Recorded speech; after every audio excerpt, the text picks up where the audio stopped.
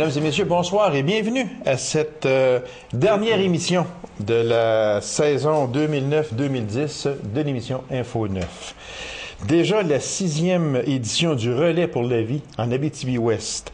Pour en discuter, je reçois les deux coprésidents, soit Mme Cécile et M. Jacques Poirier. Madame, Monsieur, bonsoir. Bonsoir. Alors, aussi bien dire tout de suite aux collégiens, le peu de gens qui ne vous connaîtraient pas, vous êtes frères et sœurs. Effectivement. C'est ça. Comment on vous a approché pour être président du Relais pour la vie, tiens? De mon côté, ça fait plusieurs années que je suis impliquée dans le Relais pour la vie. Okay. J'étais impliquée au niveau des luminaires depuis au moins 3 ans. J'avais été approchée pour prendre la présidence avec quelqu'un d'autre. Il voulait avoir deux présidents, deux coprésidents. Et il y a une rencontre qui a lieu avec Julie Cousineau et mon frère Jacques pour voir l'intention d'eux. Parce que, juste pour un, je pense que le dossier est très lourd. C'est lourd, exactement. Puis, il faut dire, ça grossit d'année en année, je pense, parce que moi, j'y vais presque à chaque année. Puis, il y a 5 ans passés, ce n'était pas gros. On commençait, puis en regard du 5e Relais pour la vie l'an dernier, ça devient de plus en plus gros et important surtout, il faut le dire. Vous, c'est la même chose, M. Poirier, vous avez été comme... oui, bien exactement. C'est suite à une rencontre que Julie avait eue avec Cécile que je me suis joint à eux et par la suite, on a pris la décision de prendre le défi du Relais pour la vie à deux comme coprésident. Mais c'est un beau défi. C'est un très beau défi. Je dois te dire, c'est ce qui m'a convaincu de prendre la coprésidence parce que on sait quand même que c'est un gros dossier. Oui, exactement. Mais c'est un des beaux défis que je vais relever, je pense, depuis le nombre d'années que je fais du bénévolat dans différents secteurs. Okay. Ça va probablement être c'est sûrement un des plus beaux défis. Un des plus beaux défis. La question que je pose presque à chaque année aux personnes qui sont présidents ou coprésidents, c'est que est-ce que vous avez des proches qui ont été atteints ou qui sont atteints actuellement de cette terrible maladie qu'est le cancer? Effectivement, je pense qu'il n'y a pas beaucoup de familles qui peuvent se dire qu'ils vont éviter d'être atteints. Mon père a été atteint d'un cancer. Ça va très bien à l'heure où on se parle, par contre. L'hiver passé, j'ai une de mes belles-sœurs qui a aussi eu une nouvelle comme ça. Donc, c'est sûr que c'est très difficile à prendre pour les proches.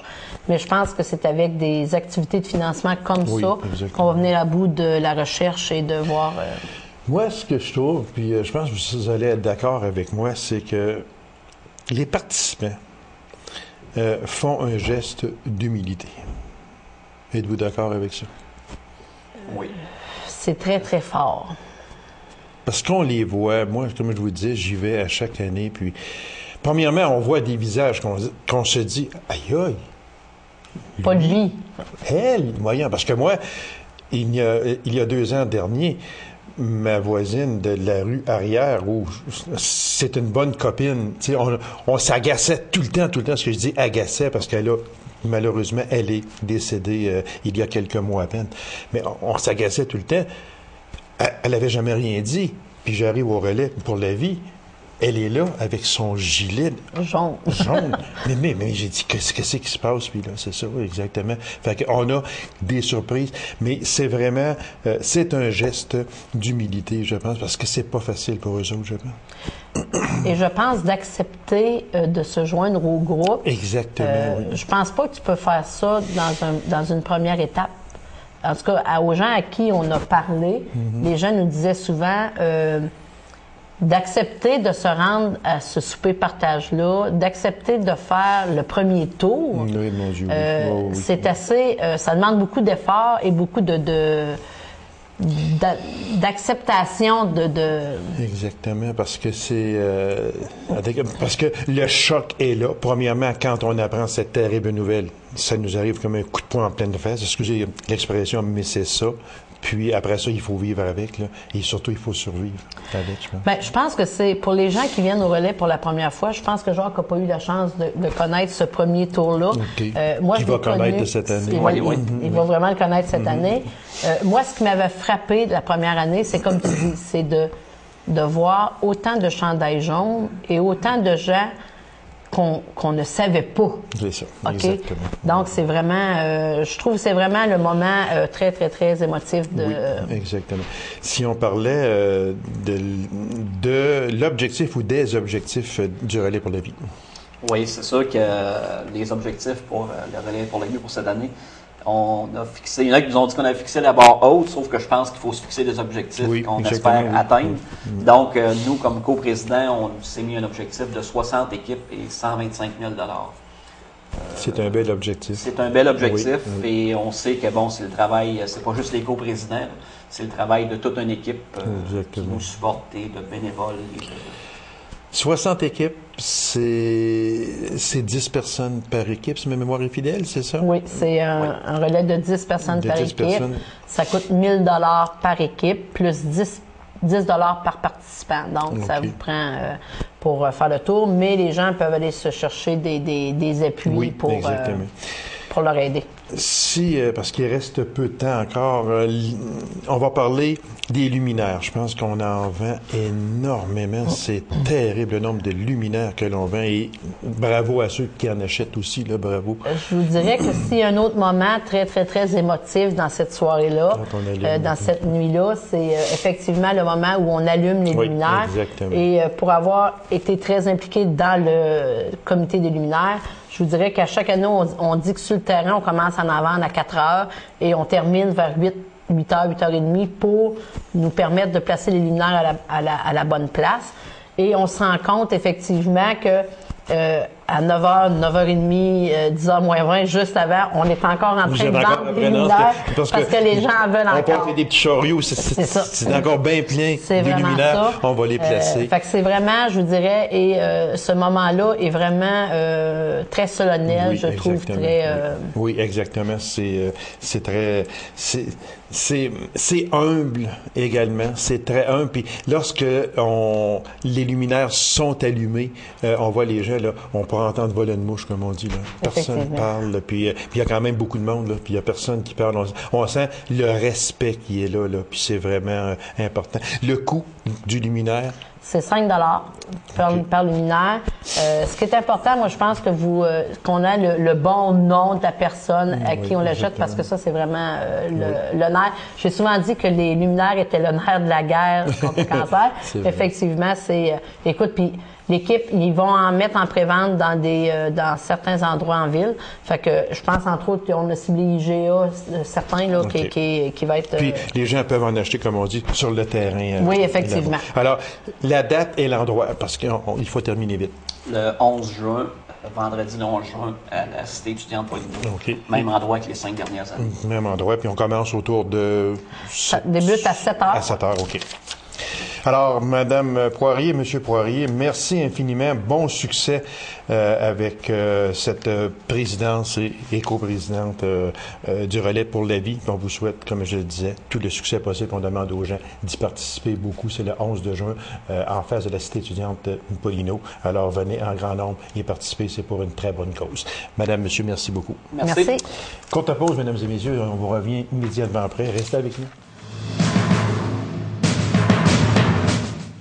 Déjà la 6e édition du Festival des guitares du monde de l'Abitibi-Témiscamingue. Alors, pour nous en parler, je reçois, comme à chaque année, il vient faire sa visite annuelle, le coordonnateur de cet événement d'envergure en Abitibi-Témiscamingue, M. Alain Vézina.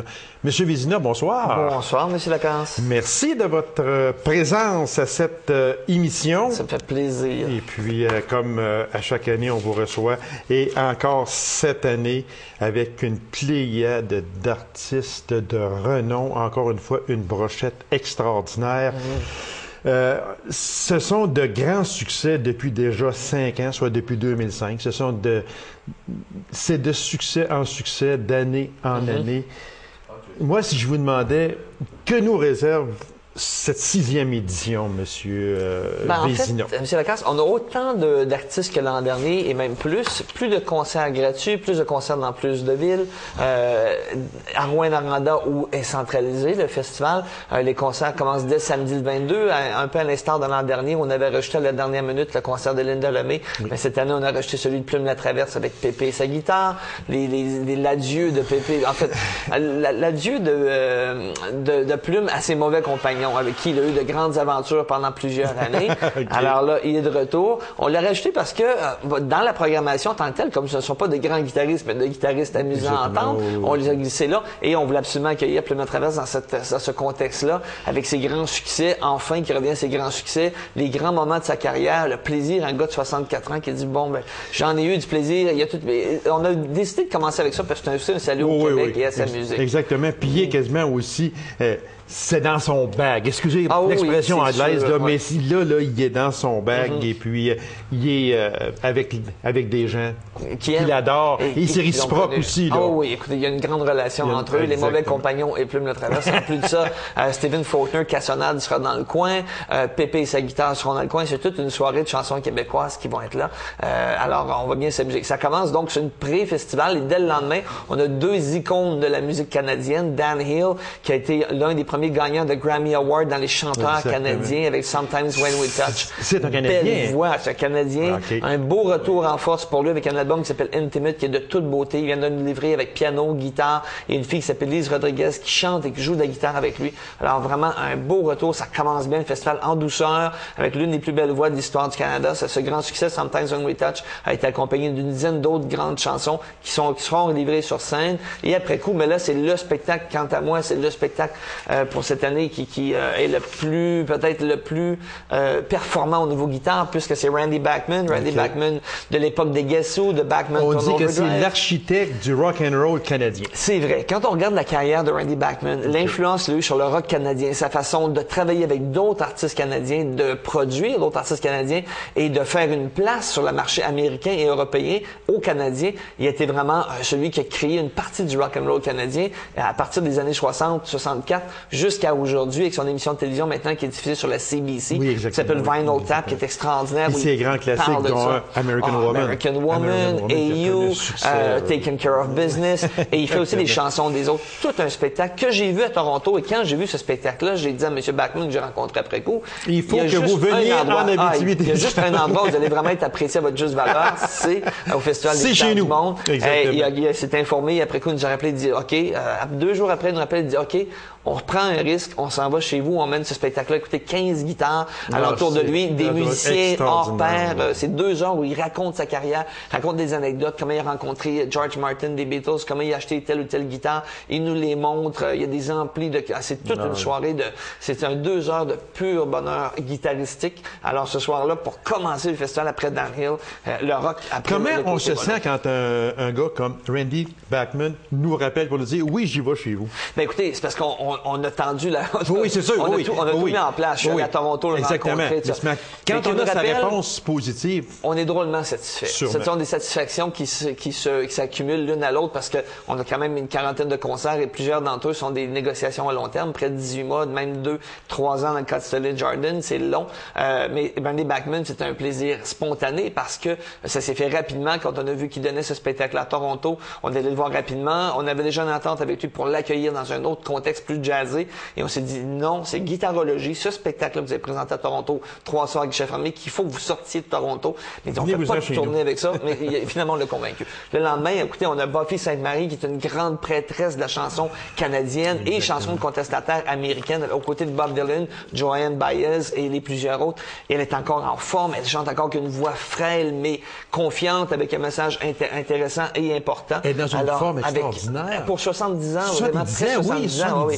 La forme, et elle chante avec encore cette intensité-là dans le regard. 4 musiciens de la relève autochtone alentour d'elle, des cris, des montagnais. C'est vraiment tout un spectacle qui a été tourné depuis le mois de janvier en Europe, à Paris, entre autres, à Amsterdam, à Londres, avec grand succès. Et là, on l'a comme ça dans une petite salle avec nous. Ça va être extraordinaire. Ça suit le très populaire Andy Mackey, le Small World Project, donc un lundi fabuleux. Et ça continue comme ça, M. Lacasse. Écoutez, on a 9 jours d'une programmation où nous, on est épuisés. Ceux qui le vivent en partie, parce que, vous savez, il y a ces passeports de choix entre 7, 14 concerts ou 12 concerts, ou l'ensemble. Qui sont très populaires. Alors, et puis le mardi, on continue continue avec la première fois où réellement on a réussi à enligner 3 guitaristes qui sont reconnus par la magazine Jazz Downbeat comme les meilleurs guitaristes vivants. Ils en ont choisi 75 de tous les temps. 37 sont décédés, 38 sont encore vivants. Okay. On a eu 3 l'an passé, là on a 3 dans la même soirée. Donc Stanley Jordan qui s'est rajouté tout récemment, qui est un magicien de la guitare jazz, avec qui va même faire un petit truc au piano. Je vous en dis pas plus, vous allez être là, avoir l'occasion de le voir. Stanley Jordan, en pleine forme, qui a joué à Wilfrid Pelletier au Festival de Jazz Montréal, 2 fois guichet fermé, 2700 personnes. Et là, on s'est 350 pour lui. Avant qu'il retourne à jouer à Baltimore, New York, Barcelone, on va être avec un dieu, là, avec nous. Et tout de suite après, Pat Martino, le grand jazzman. Et après ça, Tommy Emmanuel. Moi, j'aimerais qu'on fasse une parenthèse sur Pat Martino, parce que peut-être que les jeunes ne sont pas au courant, mais lui, il a subi une opération très délicate au cerveau, un anévrisme, puis il a fallu qu'il réapprenne à jouer de la guitare en écoutant ses propres disques. Ça, là, puis revenir comme il est aujourd'hui, c'est un miracle. Oui. Ben, écoutez, vous le dites, c'est miraculeux, parce que pendant 40 ans, il mène une carrière géniale, et puis tout à coup, il rencontre ses médecins qui lui disent gros risque que tu décèdes de ça, il faut opérer, on prend le risque. La seule chose qui pourrait arriver, c'est que tu perds la mémoire. Donc, l'opération va pas très bien, il perd la mémoire complètement. C'est pas comment il s'appelle, c'est rien de rien. On lui fait jouer des films de sa carrière, et tout ça, on le ramène très graduellement, et là, en écoutant ses disques, il dit, mais je suis capable de faire ça. Et là, écoutez, il enregistre un disque, et en nomination Grammy, au retour de tout ça, à 2 occasions. Il y a le magazine américain Downbeat aussi qui l'a nommé guitariste de l'année. Oui, en 2004. C'est quelque chose. Et là, il arrive avec toute cette aura-là, un gars qui a du vécu et tout ça, avec un joueur de Hammond B3 qui est extraordinaire, qu'on a vu sur DVD. On dit, mais c'est incroyable. Et là, Pat Martino et la guitare et la batterie, ça va être tout un spectacle de jazz à l'Agora des Arts, avec ce son enveloppant feutré. Et après coup, Tommy Emmanuel, qui est le plus couru des spectacles cette année avec Randy Bachman, Plume La Traverse, Buffy Sainte-Marie, plusieurs autres. Mais réellement, ce Australien-là est incroyable. Tommy Emmanuel, c'est un Australien qui est spécialisé, on dit, dans le jeu du doigté pincé, le finger Pinking, oui. C'est vraiment picking. Pince. On va vraiment pincer ses cordes. Et d'une façon particulière. C'est Chet Atkins qui lui a en grande partie montré. Guitariste. Chet Atkins qui lui a donné d'ailleurs le titre de Monsieur Lacasse de CGP, Certified Guitar Player. Il en reste plus que 3 qui portent ce titre maintenant, Chet Atkins étant décédé. Oui, alors, Tommy Emmanuel est le plus grand porte-parole et le plus grand représentant de ce qu'Atkins a fait apporter comme musicien. Et là, ben, ils viennent de l'interviewer ça sur scène. C'est 2 heures de pur plaisir aussi. Puis il joue du pop, du folk, du jazz, du blues, du boogie, du rock. Et il n'y a pas un concert qui ressemble à l'autre. Il n'a aucune idée le soir. Il arrive le soir et il dit, bon, je vais faire ça. Il connaît tellement tout par cœur qu'il peut y aller selon son inspiration. Il n'y a pas de ce qu'on appelle des song lists. Et il va avec l'impulsion des gens et tout ça. C'est toute une expérience avec la tête. Tommy Emmanuel, c'est un privilège. Le mercredi, on s'amuse bien. Dès le lendemain, là, on a un œil triplé qui commence avec un jeune groupe de musique folklorique. 2 filles très jolies et très talentueuses qui s'appellent Dala, qui est en nomination récemment au Canadian Folk Music Award pour la meilleure formation. Ils l'ont pas emporté parce que la formation qui l'a emporté joue 2 jours plus tard. Ils se connaissent. 2 formations de jeunes filles canadiennes. Mais c'est très jolies jeunes filles aussi, là. Très talentueuses parce qu'elles composent et jouent très bien la guitare, la mandoline, plusieurs instruments à cordes. Alors ça, c'est un beau début de soirée. Et après quoi, on continue avec probablement celle qui sera le coup de cœur. Et là, je vous invite à y être. Elle s'appelle Marianne Aya Omac, d'origine espagnole, vit maintenant en France, chante dans 3 langues. Elle est comparée, mais vraiment, c'est pas une comparaison à la va-vite. Elle est comparée à Tracy Chapman et Joan Baez avec grande précision. Elle peut justifier ça. Une voix fabuleuse. Elle joue de la trompette avec sa bouche. Elle joue de la guitare. Elle tape dessus. Et ses chansons sont fabuleuses. Elle compose ses pièces. Elle chante en espagnol, en français et en anglais. Les 3 langues. Et à chaque fois, ça prend la couleur américaine, la couleur espagnole ou la couleur chanson française, selon la langue, parce qu'elle a vraiment réussi à prendre ces 3 cultures et en faire la sienne. Alors ça, elle est seule sur scène. On lui a donné une grande scène parce qu'elle le mérite. Quand on a vu cette fille-là sur DVD, elle s'est dit, mais il le faut. L'Agora des Arts va donc l'accueillir. Et après coup, c'est le spectacle des 3 grands guitaristes canadiens. Alors 3 ont 11 Juno Awards. Rick Emmett, Pavlo, qui était pour sa 3e présence au festival, et Oscar Lopez. Monsieur, mais comment vous faites pour avoir des noms aussi prestigieux, monsieur? Moi, monsieur Vézina, moi, ça me... J'ai de la misère à croire ça, presque. On est chez nous, en Abitibi. Je sais que vous faites un travail à long terme. Fabuleux. Vous faites un travail extraordinaire. Je suis certain, vous allez me dire qu'aujourd'hui, on est le 27 avril, puis déjà, je pense que vous avez sûrement des contacts pour le prochain festival. C'est comme ça. D'ailleurs, mais vous avez toujours une brochette. On espère, du moins. On espère tous les gens qu'on aimerait voir sur des scènes, on leur donne la possibilité de rencontrer un public qui est à l'écoute, qui réellement vit et qui sent la guitare, qui sent la musique. Et là, eux, ils viennent ça, ils ressentent ça. Et après coup, depuis 5 ans, c'est le bouche-à-oreille et c'est les agents qui nous disent mon guitariste est allé chez vous, mon Américain, mon Européen, mon Espagnol, il veut revenir. Quand allez-vous nous réinviter? On leur dit en 3-4 ans peut-être. Et des fois, on les réinvite plus rapidement parce qu'ils ont un nouveau projet. C'est le cas de Pavlo avec Rick Emmett et Oscar Lopez, cet album-là. Alors effectivement, déjà l'an prochain, on doit livrer dans 2 jours notre programmation de l'an prochain pour des subventionneurs canadiens et fédéral. Au fédéral, c'est longtemps d'avance. Évidemment, on se trompe, on leur donne une programmation précise. Mais déjà, alors, on peut dire que vous êtes avant-gardiste, que vous êtes toujours une année en avant de nous autres. Il faut travailler 18 mois d'avance. C'est réellement comme ça qu'on fonctionne. Et la preuve est là, et le succès est là aussi. Oui, écoutez, l'an passé, le succès était assez fort, plus de 3700 spectateurs de plus. Cette année, on attend plus de 25 000, mais toujours dans des salles intimistes. Il y a des concerts qui se sont rachetés dans les salles de la région. C'était déjà le cas l'an passé, mais encore plus au Bistrot La Maîtresse à Lassan, au bar L'Entracte à Val-d'Or, au Cabaret La Dernière Chance à Rouyn-Noranda, au Café L'Aquarium à Amos, partout. Ces guitaristes se promènent. Ce qui n'existait pas avant, il y a quelques années passées. Ça s'ajoute d'année en année. Et les concerts gratuits à Ville-Marie, dans toutes les villes, on est présent pour un concert gratuit. Et c'est des concerts de grande qualité. De grande qualité, oui. C'est la crème des guitaristes. Parce qu'on ne peut pas dire, là, il nous envoie lui, il nous envoie lui, il aurait pu en envoyer un autre. Non. C'est, vous envoyez la crème, puis les gens, après ça, les gens le savent, ils découvrent ça. Puis les gens disent, le festival, l'an passé, ils nous ont envoyé un fichu de bons spectacles. Probablement que cette année aussi, on va en avoir un. C'est dit à Ville-Marie, d'ailleurs. Quand dans Willie Lost Fingers, il y a 3 ans, gratuitement dans les villes, les gens les voyaient, disaient, c'est intéressant, tout ça. L'année d'après, l'album sort, et puis c'était un grand succès. C'est la même chose l'an passé avec Jorge Martinez, qu'on ramène, c'était des grands spectacles. Et on se dit, comment ça se fait qu'ils sont venus jouer gratuitement pour nous? Parce qu'ils sont en début de carrière, ils ont plein de talent, ils veulent jouer, ils veulent prouver qu'ils ont du talent. Et ces concerts-là, écoutez, il y a un duo qui s'appelle le Duo des Airs, qui vient de rejouer au centre-ville de Rouyn-Noranda, qui est extraordinaire, qui vont jouer 4 midis de suite. Ils connaissent 30 000 chansons et ils lancent au défi les gens de leur lancer une chanson qu'ils connaissent pas. Et ils jouent la guitare au violon et ils la chantent, c'est vraiment fabuleux. Incroyable. Ça, c'est tous les midis. Le jeudi, vous savez qu'on accueille Liana Boyd, la grande, on l'appelle the First Lady of the Guitar, qui va être fabuleuse. de 5 Juno Awards. C'est quelque chose, Mais quand on regarde ça, M. Vézina, on a ça, puis récipiendaire de 5 Juno Awards, quand vous attirez chez vous une personne qui est récipiendaire de 5 Juno Awards, c'est le summum. Oui, on les accueille dans les meilleures conditions. Exactement. Alors, elle arrive la journée d'avant pour voir Pavlo en spectacle. Elle veut voir Tom Emmanuel. Juste avant elle, il y a un guitariste qui s'appelle Lawrence Juber qui a gagné 2 Grammy, qui joue avec les Wings, avec Paul McCartney.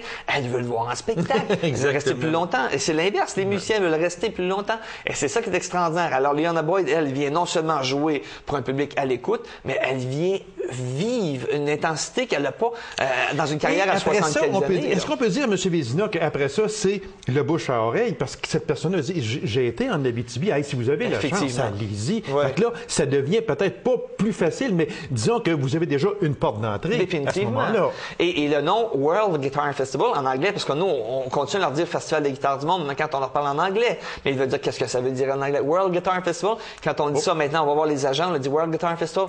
On a des artistes qui font des chez vous. Oui, et nous l'ont dit. On a tel. C'est bon, c'est bien fait, etc. Et c'est pas si loin que ça. Au début, on était très, très loin pour eux dans leur tête. Maintenant, on leur dit, on est juste entre Toronto et Montréal. C'est eux autres qui sont loin de nous autres. Oui, on dit, qu'est-ce que vous faites là-bas? Vous manquez de tout ça.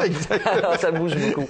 Écoutez, la programmation continue. Moi, c'est des artistes qui sont venus parce que le festival leur permet de vivre intensément quelque chose de très agréable pour un artiste. Ça passe très vite. Oui, écoutez, Liana Boyd est suivi d'un gars qu'on a découvert l'an passé. On l'a vu en spectacle et on s'est dit, mais on vient de lui donner une salle de 300 personnes. Il faut qu'il revienne avec tous ses musiciens et donner le spectacle. Il s'appelle Johannes Lundstedt. Il avait joué à Ville-Marie le dimanche midi. Et les gens, il y avait 600 personnes. Écoutez, c'est une personne sur 5 de Ville-Marie qui était là. Et les gens étaient en amour avec. Il faut le ramener. Et là, il vient donner le grand spectacle du jeudi soir très festif. Le lendemain, on continue avec le groupe qui a gagné le Juno. Ça vient tout juste passer il y a 2 semaines pour le meilleur groupe folklorique de l'année. Les Good Lovelies, 3 filles qui composent, qui chantent, qui se costumes qui sont vraiment mais d'un talent extraordinaire, qui font penser aux Andrew Sisters pour les harmonies vocales, mais qui composent des chansons qui nous restent dans la tête. Ça, on a mis ce spectacle-là intentionnellement le vendredi pour partir le week-end. Après quoi, on a un spectacle classique. Pépé Romero. Lui, ça fait 4 ans que Rémi Boucher, notre directeur artistique complice qui se promène à travers le monde, nous dit si Pépé Romero vient un jour... concert à l'âge de 7 ans. C'est jeune, 7 ans. Incroyable. Et là, il vient donner un concert seul, c'est la guitare espagnole, c'est le flamenco, c'est les grands classiques, Albéniz, Villalobos, les grands compositeurs. Et après coup, c'est la grande fête blues, avec le doublé des 2 groupes canadiens les plus en vue depuis 4 ans, le Garrett Mason Band et Julian Font, tous les deux gagnant de Maple Blues Award. Alors, on finit toujours le vendredi soir par quelque chose de rock. On a eu Johnny Winter à l'époque, Rick Emmett qui est venu, Matt Ambition qui sont venus. Et là, on y va avec ce doublé-là. C'est près de 3 heures de concert absolument chaleureux. C'est du blues et du blues. Puis le samedi, c'est les concerts gratuits qui commencent au centre-ville de Rouyn-Noranda, entre autres, de bons concerts gratuits. Papa Groove, Barde de Fou, des gagnants de Félix, des groupes de 13 musiciens avec des cuivres, pour nous mener jusqu'en début de soirée. Alors là, le samedi, il nous fallait commencer cette grande salutation au grand Django Reinhardt. Django Reinhardt, jazzman bien connu, qui a marqué le jazz swing, le jazz manouche, qui a créé le son manouche, d'ailleurs, qui vient de son nom, man pour la main, parce qu'il a perdu 2 doigts, il a créé une technique, les Last Fingers lui rendent hommage continuellement. Et là, on a amené probablement les 3 meilleurs groupes de jazz manouche au monde dans un même 2 jours. Donc, on commence avec Dennis Chang et son Manouche Project, le Canadien en ce moment qui fait du manouche, avec une petite touche, il fait Hendrix un peu à la manouche à parfois. Il expérimente et c'est un concert qui va être enregistré par Radio-Canada, Espace Musique, pour être diffusé à travers le Canada au complet, d'un côté à l'autre. Alors, l'Abitibi-Témiscamingue transpara par ça. Ça commence la soirée. Après ça, Pépé Romero vient avec ses frères et sœurs. En fait, c'est surtout ses frères, ses cousins. Toute la famille est là. Ça s'appelle Los Romeros. Et là, c'est un concert à 4 guitares. Toujours l'Espagne au centre de ça, le soleil. Et on se transporte après ça au centre des congrès. Il va y avoir entre les deux un grand spectacle à l'extérieur de Saltarello, le groupe d'Abitibi-Témiscamingue, avec une grande prestation qui commence juste quand le soleil se couche et qui se terminera avec des projections interactives à l'extérieur avec l'obscurité qui se sera installée. Pendant ce temps-là, au centre des congrès, c'est la première fois qu'on fait 2 événements intérieur-extérieur. C'est le spectacle d'un groupe qui s'appelle Sultan of String, en nomination Juno et en nomination au Canadian Folk Music Award. Une grande formation qui devait venir à 5, c'est les anciens musiciens de Jesse Cook, Pavlo et compagnie, mais ils ont décidé de rajouter un joueur de oud et 3 trompettistes cubains, alors 9 musiciens sur scène. Et quand on est encensé par Bob Ezrin, qui est le producteur de Kiss et de Pink Floyd, quand on est encensé par lui, au palais. C'est déjà un départ. Les jeux en spectacle, qui êtes-vous? Je sais que vous êtes incroyable. Parce que lui, il s'en est tout un, là. Ah oui, mais écoutez, Bob Ezrin a dit ça, il dit Sultan of String, c'est la formation sûrement, et ça fait que 9 mois qu'ils sont ensemble, et déjà, c'est la folie totale. Alors, nous, on les a mis sous contrat juste avant que tout le monde les demande, mais ils vont être sur le grand spectacle du samedi soir. Vif, monsieur. On les avait entendus, on a dit, que c'est quelque chose à voir et entendre. Alors ça, c'était un très, très beau samedi soir. Le lendemain, démonstration, atelier guitare avec Robert Godin, guitare Godin, un gars de la Californie qui s'appelle Benjamin Wood, qui joue du flam metal. C'est un mélange de métal et de flamenco. Une démonstration avec une danseuse, c'est quelque chose qui est gratuit en plein centre-ville. C'est fabuleux. Les gens vont voir quelque chose qui a ébahi les gens à Los Angeles récemment. Et après coup, c'est le grand salut à Django Reinhardt qui commence à 17h, à 19h avec le petit-fils de Django Reinhardt, lui, David et son trio, qui joue un jazz qui est tout doux, mais en même temps qui a ce swing qui était propre à Django Reinhardt. Et après coup, c'est le trio des trios. Le trio Rosenberg, qui ça fait 3 ans qu'on parle avec eux. Ouais, on essaie de les convaincre de venir au Canada.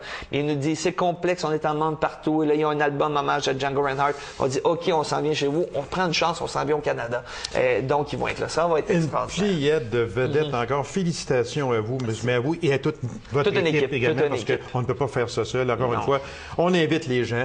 Les 3 endroits et les concerts extérieurs aussi, mais les 3 endroits, c'est à l'Agora des Arts. L'Agora des Arts, qui en fait, les 3 salles sont à moins de 35 secondes à pied l'une de l'autre. Alors, on peut aller au restaurant entre les concerts. On va voir un concert à l'Agora des Arts. Ça commence toujours à 17h au Petit Théâtre du Vieux-Noranda, puis l'Agora des Arts à 19h et 21h, la grande salle du Centre des Congrès. 600 places, très intimiste, des écrans géants de chaque côté, moins de 58 pieds de la scène et une acoustique fabuleuse à chaque fois. C'est une grande fête qui se termine toujours vers les 11 heures du soir. Et ça débute quand et ça se termine quand? Dès le 22, avec le show de Plume la Traverse. Et même le 21, avant, il y a un spectacle de Stephen Faulkner, Cassonade, au Cabaret de la Dernière Chance. Un prélude pour ceux qui se préparent Plume la Traverse. Et ça se termine le dimanche soir avec le grand hommage à Django Reinhardt.